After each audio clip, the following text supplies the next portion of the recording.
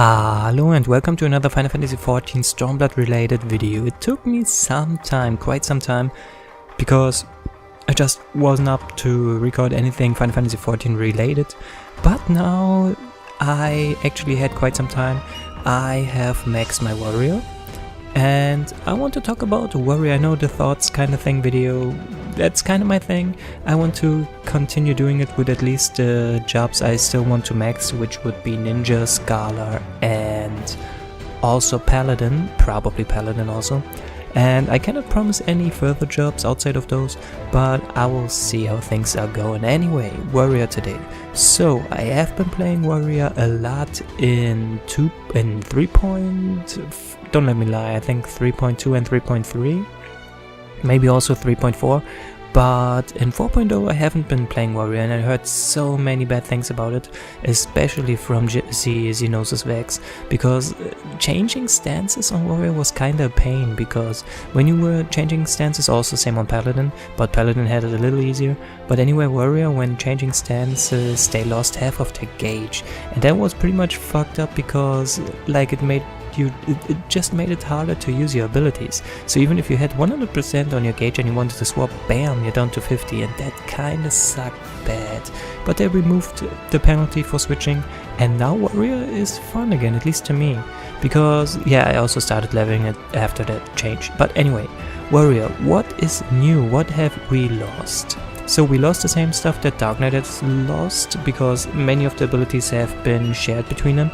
For example, Bloodbath, but Bloodbath I think hurts more on warrior because it was quite healing a bit on it, but I can live without it. I'm more sad that we actually lost Mercy Stroke. Mercy Stroke was another OG CD which I really liked, but outside of that there have been pretty decent changes. For example, Inner Beast, despite the fact you get...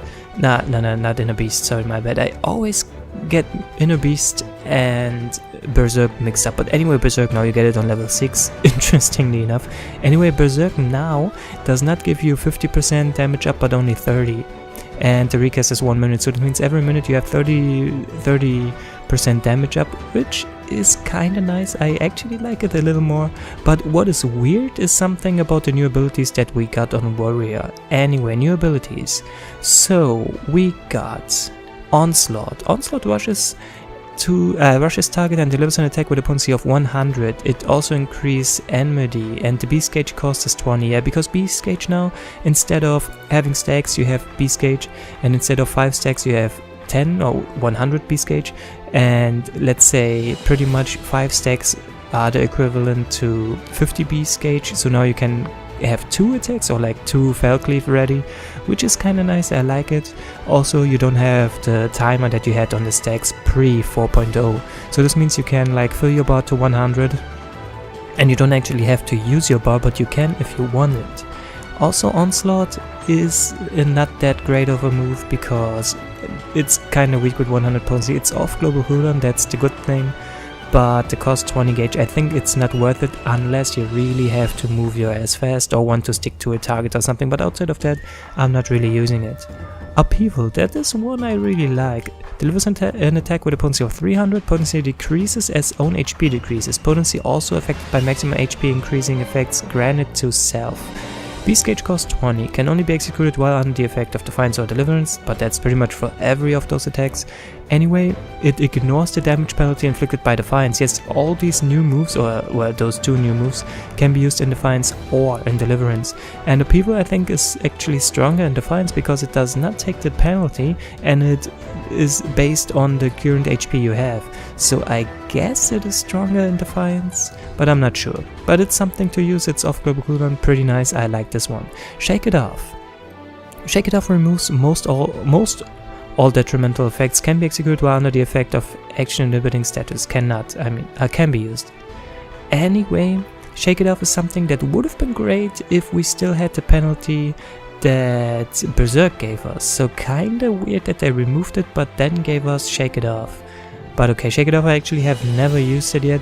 It is probably useful if like situational, but really I often forget that I really have it, to be honest. I think they could have come up with something better. I think Shake It Off is kinda one of the weakest additions we got in the expansion, but it could be worse. Anyway, Inner Release, this thing is awesome. It halves beast gauge cost and nullifies stun, sleep, bind and heavy, knockback and draw in effects. Duration 20 seconds.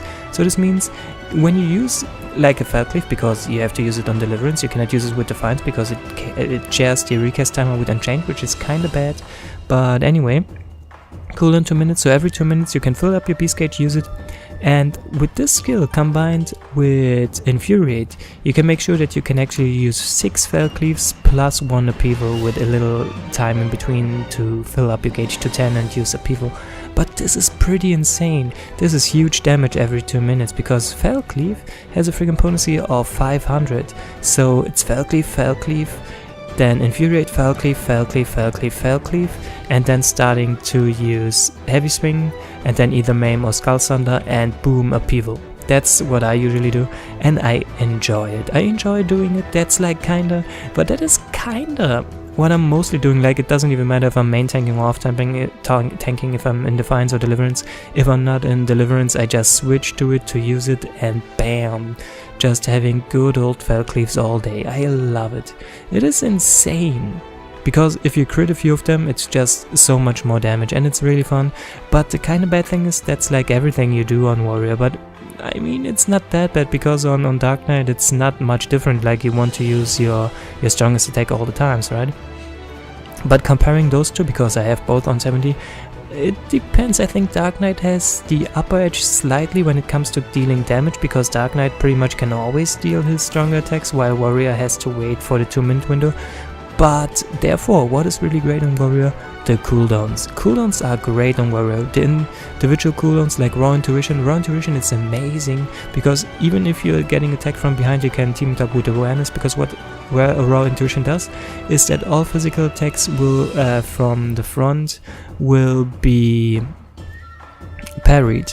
So less damage, and you can even team it up with Awareness, so there's more parrying going on, because attacks from behind will actually result in a critical hit, and also from the flank. So if you use it incorrect, you are suffering more from damage, but if you use it well, it's great.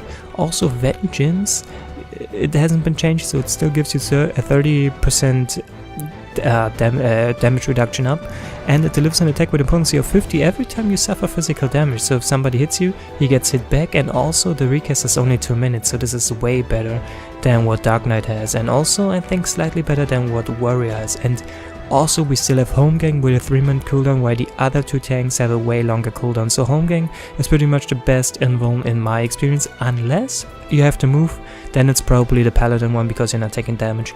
But yeah, cooldowns are amazing. I feel like I don't even need more cooldowns on Warrior. Like, to be honest, sometimes on Dark Knight, like for dungeon runs for example, I actually like to grab the Anticipation, but I don't even care about Anticipation on Warrior, because I feel like as Warrior I feel so friggin' strong that I can take so many hits, and even if I take damage, I can just take my tank stance and use Inner Beast, or can use Steel Cyclone and get some HP back.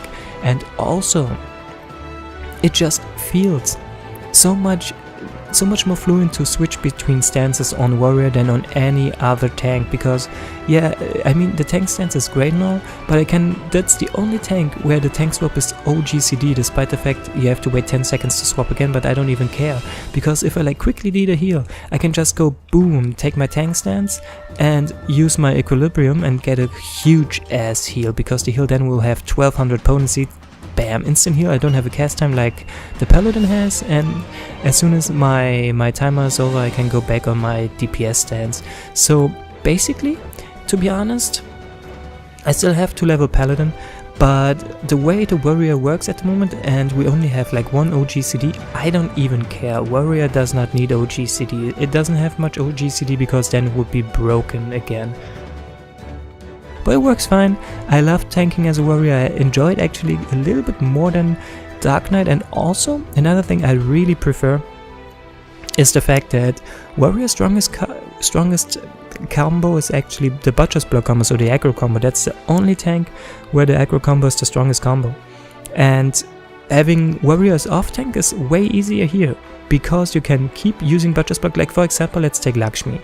You will probably not be spamming your aggro combo, because then you will be overpowering the main tank. But like Dark Knight, having Dark Knight as an off tank on Lakshmi can be annoying because you have to stay second to take the big AoE, right, and have to be positioned right. Like, I mean, I know you can shirk and you can use provoke and stuff, but it is way easier to just use your damaging abilities, especially when they're even stronger. And Dark Knight, like, at least Paladin still has a Circle of Scorn to get some instant AoE with instant aggro without actually using aggro moves like in his combo, but Dark Knight cannot. So Dark Knight off tanking but having to stay on second in aggro is really annoying, but Warrior doesn't even care. He can just simply do it, and that's a huge thing. I think Warrior is the best off tank again in the game. About main tanking, I think Warrior is pretty fairly decent. I mean, I don't mind main tanking on Warrior, but I think the other two tanks are actually better in that area. But off tanking, like spamming Defiance attacks, switching between tank stances quickly if you have to like pick up the Dragon in V3 Savage or a Panda or something, Warrior can do it so naturally. Like, I know many tanks who don't even switch back to, like, at least sometimes Dark Knights don't want to switch back to their other stance in between the ad phases in V3 Savage, but as a Warrior, I mean, 10 seconds, boom, instant, and that's a huge plus. So in total, I think Warrior, again, after the changes they made in the last patch or the last two patches, I think Warrior is back in a great position. I don't think, like, I really can't say if a tank composition is in the meta right now. I think Paladin has a pretty safe spot, and the other spot probably depends on what you want to do. Like, if the Paladin wants to main tank, then you probably bring a Warrior, and if the Dark Knight wants to main tank, if the Dark Knight wants to main tank, then you probably bring a Paladin with him, but I'm not 100% sure.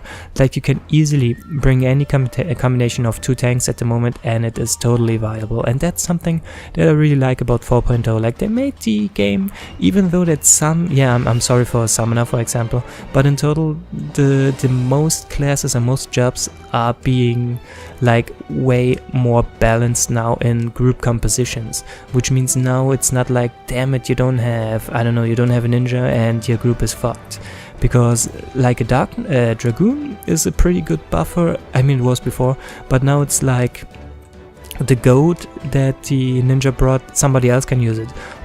Every job is able to use at least one ability to minimize their aggro growing. Like, even monks can do it now. So over aggroing now with your strong attacks, like even samurais are not doing that because they have enough skills to avoid that.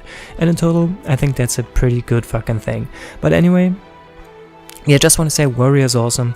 I love the gameplay of Warrior, and I will probably try to max my Scala next, which shouldn't be taking me too long if I have some time that I can put into the game. But anyway, that's everything. Warrior is awesome. Please leave me your thoughts, because I would be interested what you think about, especially between Warrior and Dark Knight. And also another thing is, I will most likely, once I have my Scala ready, will do a Scala video and then have a comparison video in between the three healers, because then I have all three healers on max. We'll probably do some raiding on the Scala too, and then I will probably be able to compare them, and I'm pretty much looking forward to that, because I think this is gonna be great. Anyway, thank you for watching, have a wonderful day, and every one of you, take care.